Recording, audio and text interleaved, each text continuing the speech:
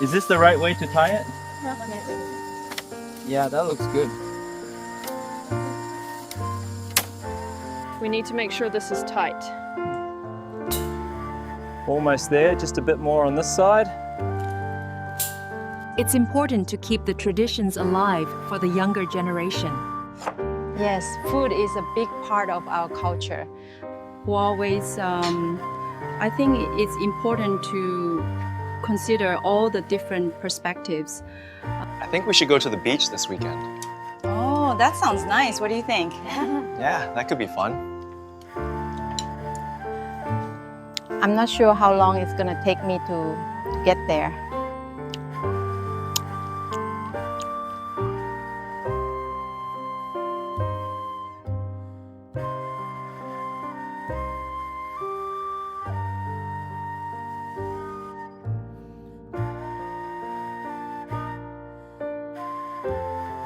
The landslide happened so quickly, we were lucky to get out of the way. I know, it was really scary. Are you okay? I've always cherished the simple beauty of these fields, a legacy passed down through generations. The air that day was heavy, thick with the scent of dust and rain long past, and when she stepped back into the world after her years behind bars, it was as if the ground itself rejected her presence. The foster mother of Hang, a man whose life in uniform carried the weight of justice, looked upon the house that had once been her prison of memories. The house was not made of stone and steel, but of promises broken and sins long since whispered in the corners of her conscience. She stood there, frail in body but strangely fierce in her eyes, the chains of prison gone but the shadows of her past trailing her like a curse. Yet before she could taste the peace of this so-called freedom, the storm came. The storm wore the face of the woman who had once called herself the lover of Hang, the woman who carried a child in her arms and vengeance in her voice. She came not as a guest, not as a wandering soul, but as a claimant, a predator stalking her prize. Her words lashed out like a whip, sharp and unrelenting, dragging the past out into the cruel light of day. She demanded the house. She demanded the promise. She demanded restitution for the son she bore, the child whose blood carried a trace of Hang's lineage. She stood in the courtyard, her voice ringing like broken bells, accusing, reminding, clawing at the air with every syllable. She spoke of the paper, the promise once written, a testimony of weakness signed in a moment of foolishness. She waved that memory like a blade, cutting through the thin fabric of the mother's resolve. But the foster mother stood firm, her spine bent with age, but her will ironclad. "No," she said, her voice trembling but unwavering. "No more lies, no more traps. That house is for my son and his wife. That house is for the future, not the ghosts of the past." And yet the past did not release her so easily. The ex-lover's eyes burned with rage, with betrayal, with hunger. She accused the mother of treachery, of cowardice, of forgetting the promises once whispered in darker days. She held up the child, her living proof, her ultimate weapon. She demanded justice not in the name of love, but in the name of possession. The air grew colder, as if the world itself leaned in to listen. The foster mother's voice cracked, not with weakness, but with the weight of regret. She confessed her sins, the manipulations, the cruelty she had sown long ago when she was not yet humbled by iron bars. She admitted she had once pitted lovers against each other, had once schemed to tear apart what should have been whole. But she swore, with a trembling hand pressed to her chest, that prison had changed her, that regret had carved its lessons into her bones. She was no longer the woman of deceit. She was something else now, something fragile, yet defiant. Still, the ex-lover laughed, a sound without joy, a sound that tore the silence like glass shattering on stone. She mocked the idea of change. She spat upon the notion of redemption, and she called the mother's regret nothing more than a mask, a performance to secure her hold on the house. Her fury swelled, and her accusations grew sharper. She spoke of the paper, the signed promise of ownership, clinging to it like a drowning woman clings to driftwood. But the truth was cruel. The paper, once thought to be her salvation, had already been destroyed, torn apart by the very sun she sought to use as leverage. Her claim was nothing but smoke, vanishing in the wind. The foster mother revealed this truth with bitter resolve, her eyes fierce, her voice unyielding. That paper is nothing. My son tore it. My son destroyed it. It is ashes now, and so are your lies. The ex-lover's face twisted with rage and disbelief. Her body shook, not just with anger, but with the desperate weight of defeat pressing down on her shoulders. For a moment, her fury seemed to falter, replaced by a crack of sorrow, of fear, of the reality that her grip on the past was slipping from her fingers. And then came Hang. His presence was like a blade cutting through the storm, his uniform not upon his shoulders, but his spirit carrying the authority of justice. He stood between the two women, his gaze locked upon the chaos unraveling before him. His voice, calm but edged with steel, declared where his loyalty lay.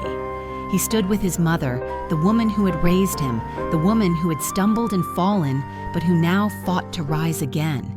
He told the ex-lover that her time was over, that her chaos would not be allowed to poison the family any longer.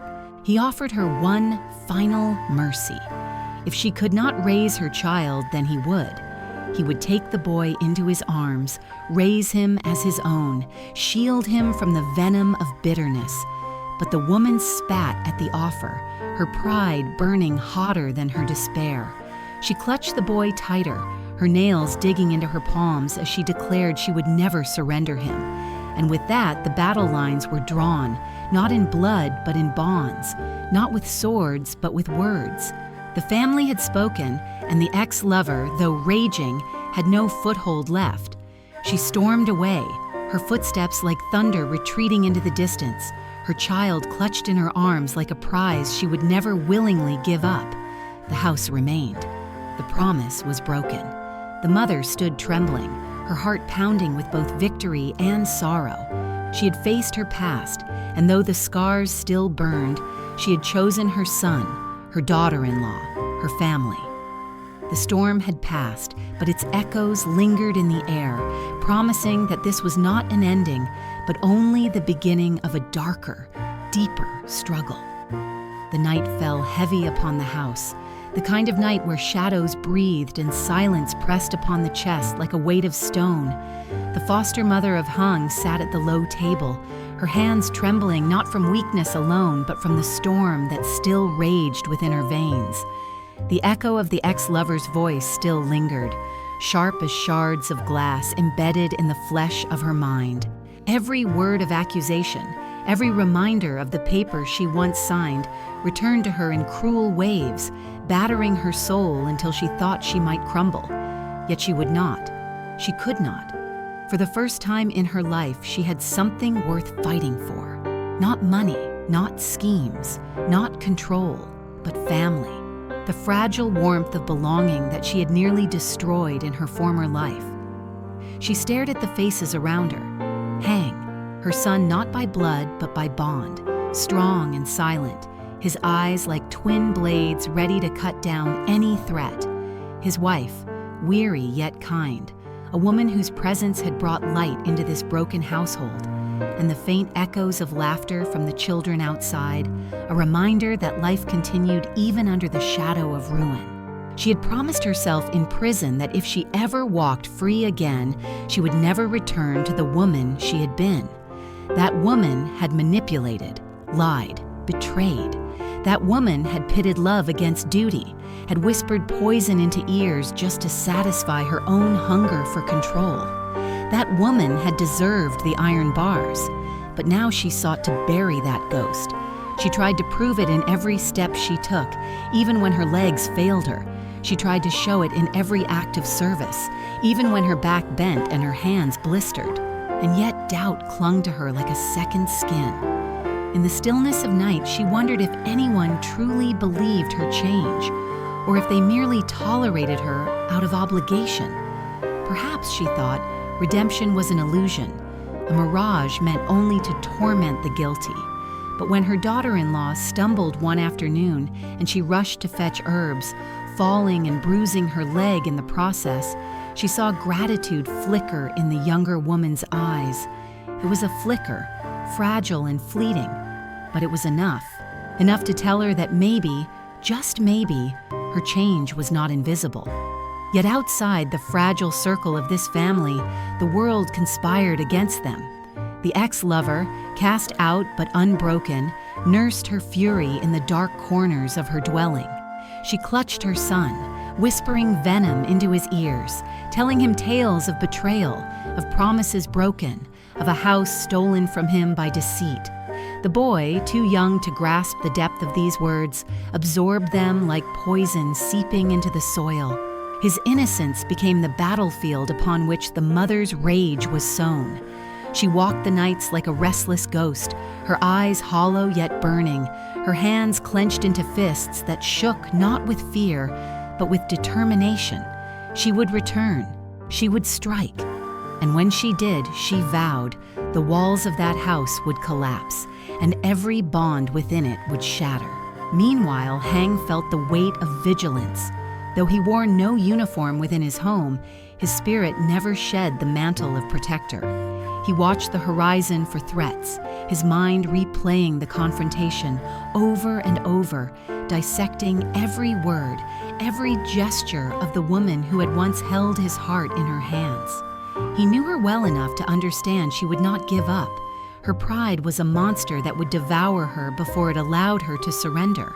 And so he prepared himself, not with weapons, but with resolve, ready to defend his family against the inevitable return of chaos. Days passed in uneasy rhythm. The family worked together on the land, mending fences, tending chickens, pulling weeds from stubborn soil. Each task was mundane, yet each carried the weight of survival. The foster mother threw herself into these chores with a desperation that startled the others. She pulled rolls of wire so heavy they cut into her palms. She bent to pick vegetables until her back screamed in agony. She cooked meals even when her hands trembled too violently to hold the knife steady. Pain became her companion, but she welcomed it, for each ache was proof that she was no longer living for herself alone. Still, there were moments when the shadows whispered louder. One evening, as rain lashed the roof and thunder rolled like drums of war, she found herself clutching the old scarred table, whispering apologies to ghosts that no longer listened. She confessed aloud to the empty room how she had once plotted, once manipulated, once torn lovers apart just to soothe her own bitterness. She begged forgiveness not from her family, who slept unaware, but from the past itself. Yet the past is merciless. It does not forgive. It does not forget. And in the darkness, she swore she could hear the mocking laughter of the ex-lover, carried on the wind like a curse. The following morning, the ex-lover returned in secret, not to the doorstep, but to the edges of the field, where shadows and tall grass concealed her form. She watched the family work together, her eyes narrowing, her breath shallow with rage. She saw the foster mother struggling under the weight of wire fencing, saw Hang lifting tools with practiced strength, saw the daughter-in-law's smile despite exhaustion. It was a sight that ignited her fury into wildfire. That happiness, that unity, should have been hers. The house should have been hers. The child she carried should have been raised within those walls, not cast out into uncertainty. Her jealousy became a weapon sharper than any blade. She whispered to her son, "That house is yours, stolen from us, taken by lies. One day it will be yours again." The boy clung to her hand, confused, torn between the innocent love of a child and the seeds of bitterness sown by his mother. The storm did not return with a whisper. It came with a scream, tearing through the fragile threads of peace the family had tried so desperately to weave. Days had passed since the ex-lover last showed her face, but her absence was not comfort, it was dread. For absence itself is a kind of presence when it belongs to an enemy. The foster mother of Hang felt it in her bones, the chill that crept along her spine when the wind howled at night, the unease that slithered into her chest when the dogs barked at shadows. She knew the woman had not vanished. She knew she was waiting, watching, feeding her rage until it grew too monstrous to be contained. The house, once a prison of regret, had become a fortress of hope for the mother, and because of that, it was also a target. The bullseye painted in blood red for the woman who had vowed to tear it down. Hang worked tirelessly on the land, his muscles aching, his mind sharpened by vigilance. He could not afford to rest, not truly, for he understood his former lover's heart, and he knew it was a heart that would rather burn than surrender. His wife tried to ease his burden, but even she could feel the storm pressing closer, the way the horizon seemed darker, the way even laughter carried a brittle edge, as though joy itself feared to linger. The foster mother pushed herself harder than ever, her body a battlefield of pain, but she refused to show weakness. She believed that redemption demanded suffering, that only through bleeding hands and trembling bones could she prove she had changed. Yet in the quiet moments when she lay awake staring into the darkness, she feared it would never be enough.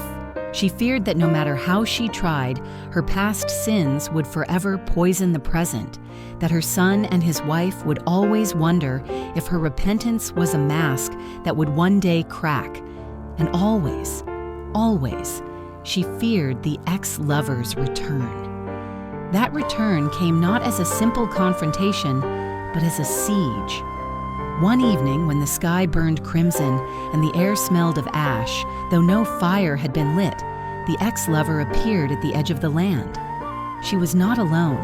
Whispers had turned into alliances, and she had brought with her voices from the shadows, people who believed her story, who believed the house was rightfully hers, who believed the family within had stolen her future. They stood with her like soldiers, silent but menacing, and together they cast long shadows that stretched across the yard. The boy clung to his mother's hand, his eyes wide with confusion, his small heart caught between blood and truth, between the mother who raised him and the father who had turned his back. His innocence became a weapon sharper than any knife. For every time he looked at the house, he wondered if it could have been his, if the laughter inside could have belonged to him.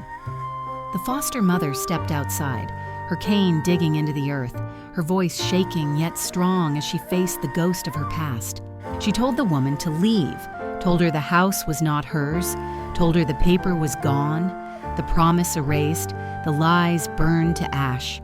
But the ex-lover only laughed, a laugh that cut the air like broken glass. She spoke not of paper now, but of blood, of legacy, of a child's right to inheritance. She declared that the family had stolen her son's birthright, that the mother's prison had been too short, that justice had not been done.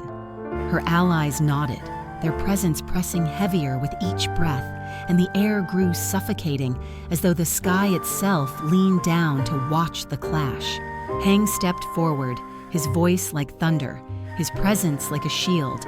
He declared that the boy would not be used as a pawn, that the house would not be surrendered, that his loyalty to his mother and wife was unshakable. He offered again, as mercy, to take the child if the ex-lover could not raise him, but she spat at the offer, her pride burning hotter than her desperation.